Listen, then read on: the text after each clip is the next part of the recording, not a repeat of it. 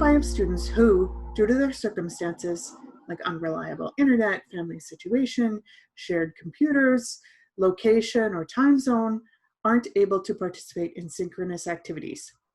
How can we ensure that students who are unable to attend synchronous sessions are not at a disadvantage? The first thing that I would bring up about this question is that the messaging that I've been hearing is really encouraging instructors to have synchronous sessions that do not have grades attached to them. We do have a duty to accommodate, so if students are unable to make your synchronous session, you need to be able to provide them an alternative way of making those grades that were held during that session. Some people have talked about having multiple drop-in times per day that students can see them because they're planning on using synchronous as office hours, and that's certainly one option. However, you're not expected to have synchronous time outside of your scheduled hours. You're not expected to have synchronous time at all if you don't want to. We do encourage some purposeful synchronous time. Another option is to record your synchronous sessions. Now, we've been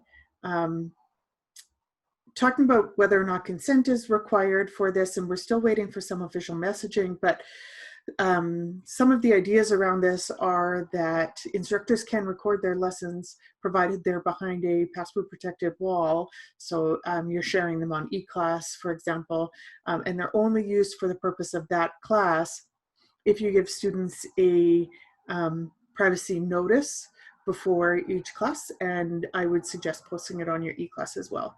And you can find information about that on our remote teaching website, specifically under any of the Zoom sections and talking about Zoom recording.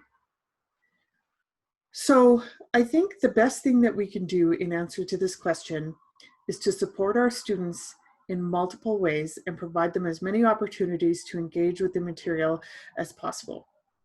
For some, that will mean recording lectures and having asynchronous discussion forums.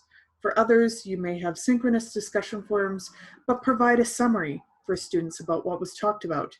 Maybe you have a check-in discussion at the end of the week where you say, these are the things that we chatted about in our synchronous sessions. Give students an option and an opportunity to collect that information after the synchronous session. And we strongly urge you not to require synchronous sessions unless you're in a class whose nature would expect that. And for that, you can have discussions with your chairs about whether or not your time is required.